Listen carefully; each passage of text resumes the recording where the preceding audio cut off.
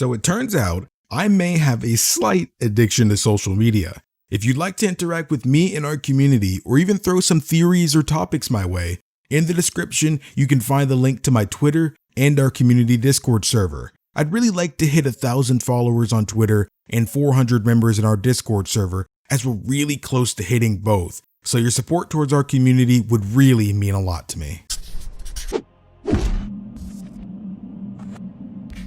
The Master of Masters since its introduction has quickly become a fan favorite, especially after the Kingdom Hearts Key back cover movie, as let's be honest here, really made him a way more interesting character. In Kingdom Hearts Key, we basically just knew him as the original Keyblade wielder and master over the original foretellers. He just seemed so ominous and mysterious to where it grew into a huge interest in learning more about him, which is exactly what this movie did. And man, Ray Chase sold that character. We found out he was whimsical and mischievous, always teasing his students and such, yet at the same time it also solidified there was much more mystery surrounding him than we even originally realized, and in a way, it makes him a very loved yet divisive character. There are so many sides to him, it's hard to fully calculate what he's actually thinking and where his plans are intended to lead towards. Even with the knowledge of him doing this or him causing that, it still doesn't paint the full picture of what he's got in store for who and why. At this point in time, we've learned much more about the Master of Masters through updates for Kingdom Hearts Union Cross, the Key back cover movie, and Kingdom Hearts 3 and its DLC. However, this fact goes to show there's so much more to his character that we've been presented but have yet to accurately interpret. The Master is honestly the most intelligent character in this series, and it's not too hard to accept that fact when you break down all of his actions in retrospect. Though it's not entirely obvious as it's never explicitly mentioned in the film, but if you use your deduction skills, you can clearly see that the Master of Masters, as he said, the Keyblade War was inevitable, and he was confident in that fact thanks to his gazing eye ability. Using his eye within the Keyblade he bestowed upon Luxu, he can see into the future the Blade witnesses, which was part of the role given to Luxu back in the Age of Fairy Tales. The Master was confident the war would happen, as he's seen it come to pass already. That's how he was able to write the contents of the Book of Prophecies, an encyclopedia of the events of time. Now, I feel one of the biggest topics surrounding the Master nowadays is, well, who is he really? This is someone who's been around multiple Keyblade Wars. As he stated in Kingdom Hearts Union Cross, he's talked about how there was a Keyblade War between light and darkness when he was a boy, and it raged on without end for a very long time, which we presume to be years. So not only was he alive to experience that trauma, but live on for an unknown countless amount of time to have founded the role of a Keyblade wielder as we currently know it, live onward to send Xehanort on a trip that eventually leads him to initially side with darkness, and live on even more decades to be in Shibuya, where he stands atop a skyscraper adoring the moon in front of him. Who could have the power or knowledge to live for so long? And I think most of this fascination stemmed from the epilogue of Kingdom Hearts 3, where you'll witness the Master's no-name Keyblade be reclaimed by Luxu as he's summoning his fellow foreteller comrades into the current day post Kingdom Hearts 3.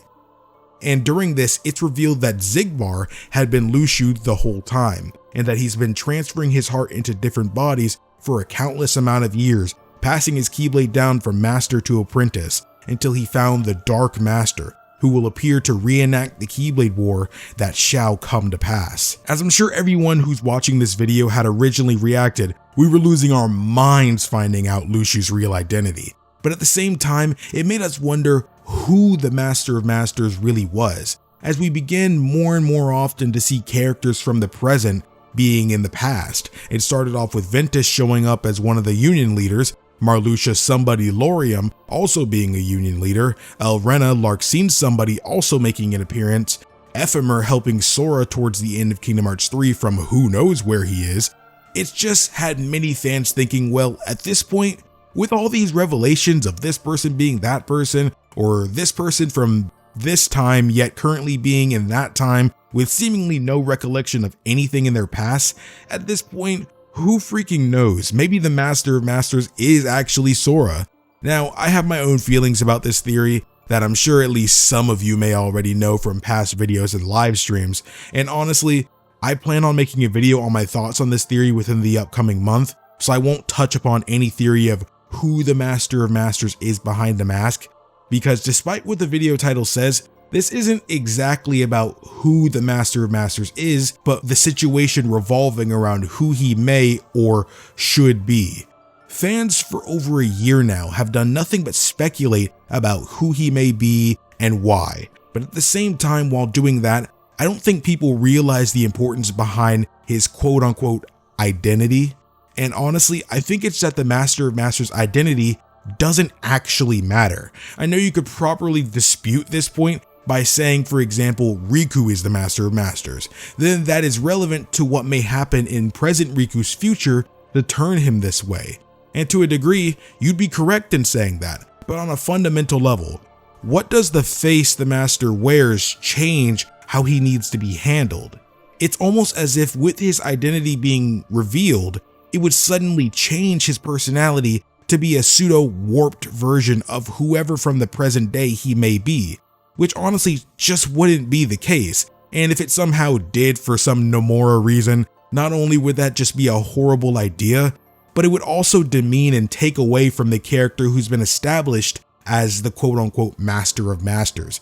We haven't gotten to know what he looks like in all this time, and we've still been able to get an established and well-written character out of him. That's why it makes me a bit sad to see people who seem to only care about who he is under the hood rather than what's going on in his head. Because regardless of how you spin it, in the grand scheme of things, the Master of Masters' identity, as far as who's under the hood, doesn't really matter. Because regardless of who it is, they've obviously been concocting a plan over all these countless years in an attempt to do something that's required the lives of others to be ruined or even snatched away in some cases. He's pit friends and brothers in arms against each other, allowed the battlegrounds to be stained with the blood of people who've considered each other friends, allowed the worlds to be overrun with darkness, all in an attempt to accomplish his goals. And it's completely just wrong to say he hasn't done these things, because he was aware of everything that would happen in the series as he wrote the Book of Prophecies, which is, as I said before, an encyclopedia of what's happened in the past and what will happen in the future. You could also argue that because he didn't physically involve himself with any of the events that transpired, but I find that to be a weak point to make, because that doesn't essentially matter. Because he planted the seeds of war within his students and kicked off the events to allow everything to transpire as he foresaw. And say if you had the power to see into the future, and you saw a grieved future that involved pointless war and strife, if you had the power to stop it, would it not be considered evil to not even attempt to stop it? He specifically went out of his way to ensure it would happen. At the end of the day, when you think about it, the Master's identity has already been revealed to us. He's the true villain of this series, and with the Xehanort saga ending with Xehanort himself in the end having been just a puppet in a larger play, the Master still stands before his stage, eager to move on to the next act. And that in itself is the identity crisis of the Master of Masters. And with that, thank you all so much for tuning in. If you enjoyed, why not leave this video a like and subscribe if you haven't already for more Kingdom Hearts video essays. It shows me you guys want more Kingdom Hearts videos like this one and helps YouTube push these videos to even more Kingdom Hearts fans to discuss things with. Though keep in mind, YouTube does kinda suck, so sharing this with a Kingdom Hearts loving friend would also be really appreciated. Down below in the comments, what do you think about this predicament? Do you agree with me that the Master's identity doesn't really matter as much as many people think it does? Or do you strongly feel that who he is under the mask is something essential for the biggest things to come? Lastly, I'm pretty active on social media like Twitter and Discord, so if you'd like to interact with me in the community or even throw some theories my way, the links to do so are down below. Thank you all so much for watching, and remember my warriors of courage, stay strong, stay beautiful, and always look skyward.